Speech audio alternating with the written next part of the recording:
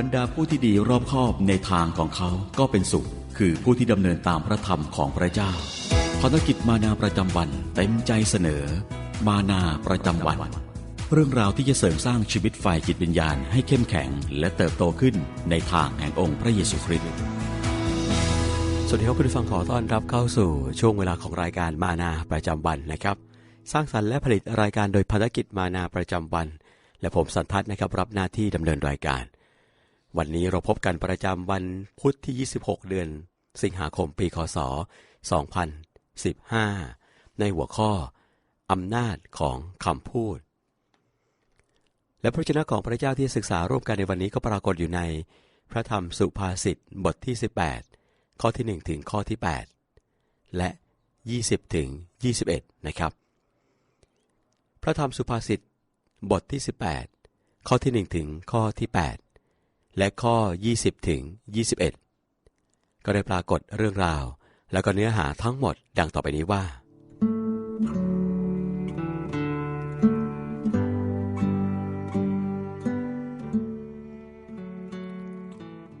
คนที่ปลีกตัวไปจากผู้อื่นจงใจกระทำตามใจตนเองและค้านคติแห่งสติปัญญาทั้งหลายคนโง่ไม่เพลิดเพลินในความเข้าใจแต่เพลิดเพลินในการแสดงความคิดเห็นของตนเท่านั้นเมื่อความชั่วร้ายมาถึงความหมิ่นประมาทก็มาด้วยและความอดสูมากับความไร้เกียรติคำปากของคนเราเป็นน้ำลึกน้ำพุแห่งปัญญาเหมือนลำธารน้ำเชี่ยวที่จะลำเอียงเข้าข้างคนชั่วร้ายนั้นไม่ดีหรือจะบังคับคนชอบธรรมเรื่องความชอบธรรมก็ไม่ดีด้วยริมฝีปากของคนโง่นำการวิวาทมาและปากของเขาก็เชื้อเชิญการโบยปากของคนโง่เป็นสิ่งทำลายตัวเขาเองและริมฝีปากของเขาก็เป็นบ่วงดักตนเองถ้อยคำของผู้กระซิบนินทาก็เหมือนชิ้นอาหารอร่อย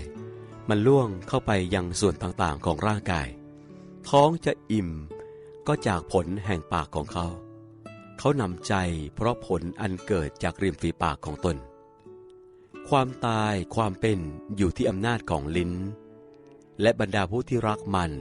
ก็จะกินผลของมัน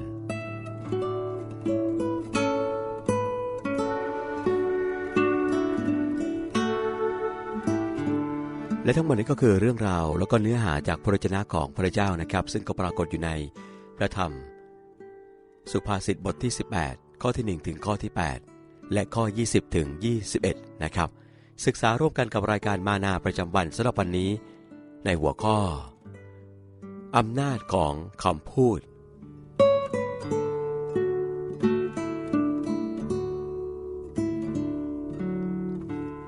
คุณผู้ฟังครับเนลสันแมนเดลาผู้ต่อต้านการปกครองแบบเหยียดผิวในแอฟริกาใต้และถูกจองจำเกือบ30ปีนะครับรู้จักอำนาจของคำพูดดีทุกวันนี้มีคนใช้คำพูดของเขามากมายแต่ตอนที่เขาถูกจับไม่มีใครกล้าพูดคำเหล่านั้นเพราะกลัวผลที่ตามมานะครับ10 ปีหลังจากถูกปล่อยตัวเขากล่าวว่าผมไม่เคยใช้คำพูดพร่ำเพรื่อการอยู่ในคุกตลอด27ปีทำให้ผมเรียนรู้ว่าการใช้ความเงียบของการอยู่ลำพังช่วยให้เราเข้าใจว่าคำพูดมีค่ามากแค่ไหนและคำพูดมีผลต่อการใช้ชีวิตและการตายของผู้คนอย่างไรคุณผู้ฟังครับกษัตริย์ซาโลมอนนะครับผู้เขียนพระธรรมสุภาษิตเกือบทั้งหมดได้เขียนเกี่ยวกับอำนาจของคำพูดบ่อยครั้งนะครับท่านได้กล่าวไว้ว่าความตายความเป็นอยู่ที่อำนาจของลิ้นนะครับคำพูดทำให้เกิดผลดีหรือผลร้ายก็ได้มีอำนาจเสริมสร้างชีวิตผ่านการหนุนใจและความซื่อตรงหรือฆ่าและทำลายด้วยคำโกหกและนินทานะครับเราจะมั่นใจได้อย่างไรว่าเราจะมีคำพูดที่ก่อให้เกิดผลดีมีทางเดียวก็คือเราต้องหมั่นรักษาจิตใจนะครับตามพระธรรมสุภาษิตบทที่4ข้อ23ได้กล่าวว่าจงรักษาใจของเจ้าด้วยความระวังระไวรอบด้านเพราะชีวิตเริ่มต้นออกมาจากใจ คุณผู้ฟังครับพระเยซูทรงสามารถเปลี่ยนแปลงจิตใจของเราเพื่อให้เรามีคำพูดที่ดีที่สุดนะครับนั่นคือซื่อสัตย์สงบเหมาะสมและเหมาะกับสถานการณ์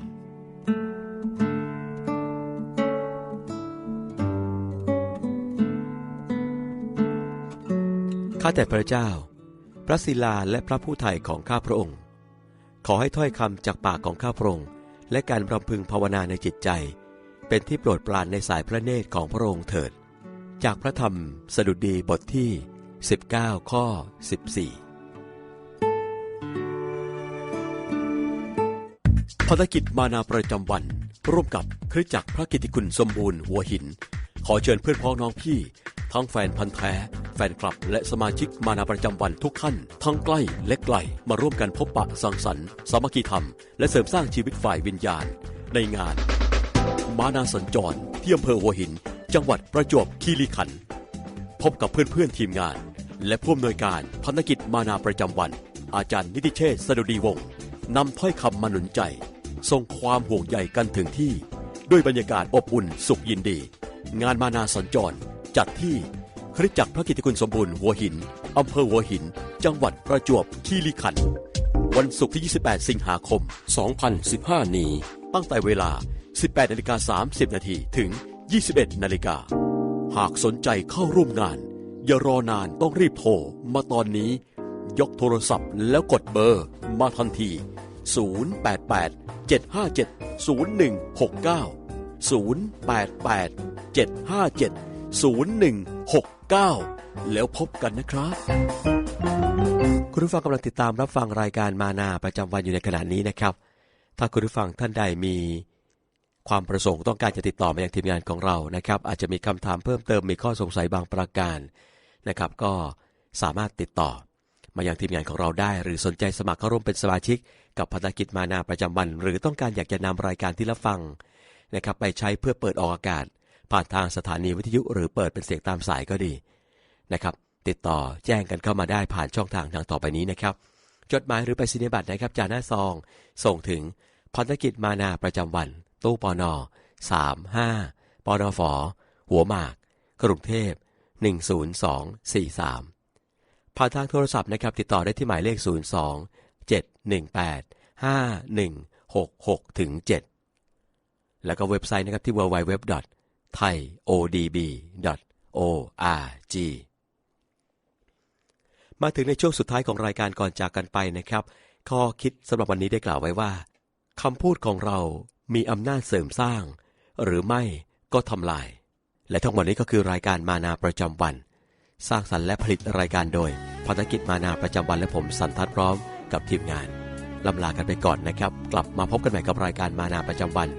ในโอกาสครั้งต่อไปสำหรับวันนี้ขอพระเจ้าทรงอวยพระพรสวัสดีครับเหน็ดเหนื่อยแค่ไหนก็อย่าท้อใจเลยนะคนดีอยากบอกว่าเธอยังมีตรงนี้คือที่พักใจจะคอยปลอบขวัญให้เธอเชื่อมั่นก้าวเดินต่อไปพี่ขอเป็นกำลังใจส่งความห่วงใยให้เธอคนดีทุกใจแค่ไหนขอเปิดความในให้พี่รับฟังแม้เธอจะผิดพลาดพลั้งพี่ยังเฝ้าคอยห่วงใยจะขออ่อนวอนขอพรพระเจ้าผู้เป็นแรงใจให้พระองค์นำก้าวไปจนถึงเส้นชัยที่ใจใฝ่หาอาจมีบางครั้งที่ยังท้อใจไม่มีกำลังเธออาจผิดหวังหรืออาจพลาดพลั้งสูญสิ้นศรัทธาขอเธอเชื่อมั่นและไว้วางใจทุกวันเวลาพระเยซูทรงตรัสว่าผู้ใดอ่อนล้าจงมาหาเราทุกใจแค่ไหนอย่าได้หวั่นใจเลยนะคนดีอยากบอกว่าเธอยังมีตรงนี้มีพระเยซู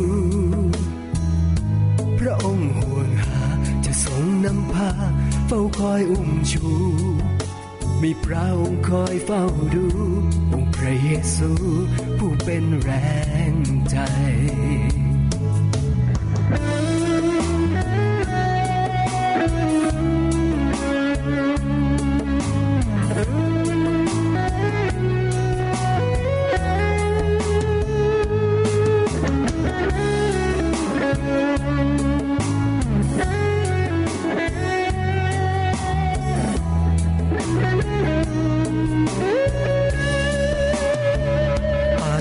บางครั้ง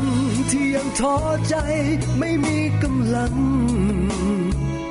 เธออาจผิดหวังหรืออาจพลาดพลั้งสูญสิ้นศรัทธาขอเธอเชื่อมั่นและไว้วางใจทุกวันเวลาพระเยซูทรงตรัสว่าผู้ใดอ่อนล้าจงมาหาเราทุกข์ใจแค่ไหนอย่าได้หวั่นใจเลยนะคนดีอยากบอกว่าเธอยังมีตรงนี้มีพระเยซูพระองค์ห่วงหาจะทรงนำพาเฝ้าคอยอุ้มชูมีพระองค์คอยเฝ้าดูองค์พระ